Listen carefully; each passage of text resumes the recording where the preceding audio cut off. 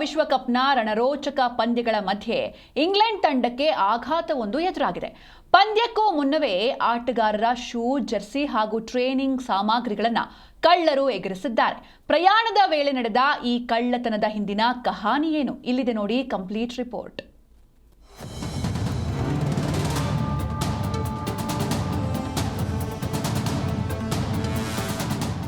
FIFA ವಿಶ್ವಕಪ್ನಲ್ಲಿ ಪಂದ್ಯದ score line, ಸೋಲು ಗೆಲುವಿನ ಆಚೆಗೂ ಕೆಲವೊಂದು ಸುದ್ದಿಗಳು ಹೊರಬರ್ತಾ ಇವೆ. ಅಂಥದ್ದೇ ಒಂದು ಸುದ್ದಿ ಈಗ ಬಂದಿದೆ. ಇಂಗ್ಲೆಂಡ್ ತಂಡದ ಸಿದ್ಧತೆಗೆ ದೊಡ್ಡ ಹಿನ್ನಡೆಯಾಗಿದೆ. ಫ್ಲೋರಿಡಾದಿಂದ ಕಾನ್ಸಾಸ್ ಸಿಟಿಗೆ ಹೋಗುವಾಗ ಅವರ ಟ್ರೈನಿಂಗ್ಗೆ ಸಂಬಂಧಿಸಿದ ಉಪಕರಣಗಳು ಕಳುವಾಗಿವೆ.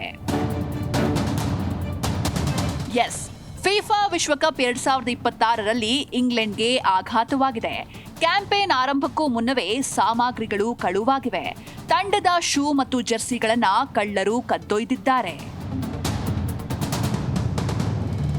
ವಾಸ್ತವವಾಗಿ ಟೂರ್ನಿಗೂ ಮೊದಲು ಇಂಗ್ಲೆಂಡ್ ತಂಡದ ಟ್ರೈನಿಂಗ್ ಬೇಸ್ ಫ್ಲೋರಿಡಾದಲ್ಲಿತ್ತು. ಈಗ ಟೂರ್ನಿಯ ಅವಧಿಯಲ್ಲಿ ಅವರ ಬೇಸ್ ಕಾನ್ಸಾಸ್ ಸಿಟಿಯಲ್ಲಿದೆ ಅಂತ ಹೇಳಲಾಗ್ತಾ ಇದೆ.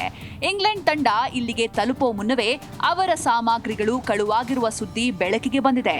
ಸದ್ಯ ಪೊಲೀಸರು ಈ ಪ್ರಕರಣದ ತನಿಖೆ ನಡೆಸುತ್ತಿದ್ದಾರೆ. ಇಬ್ಬರು ಶಂಕಿತರನ್ನು ಕೂಡ ವಶಕ್ಕೆ ಪಡೆಯಲಾಗಿದೆ. ವರದಿಗಳ ಪ್ರಕಾರ ಕಳುವಾದ ಸಾಮಗ್ರಿಗಳಲ್ಲಿ ಸಾಕಷ್ಟು ಫುಟ್ಬಾಲ್ಗಳು ಮತ್ತು ಶೂಗಳು ಸೇರಿವೆ. ದಾರಿಯಲ್ಲಿ ಬರುವಾಗ ವಾಹನಕ್ಕೆ ಕನ್ನ ಹಾಕಿರುವ ಶಂಕೆ ವ್ಯಕ್ತವಾಗಿದೆ. Bureau report, G Kannada news.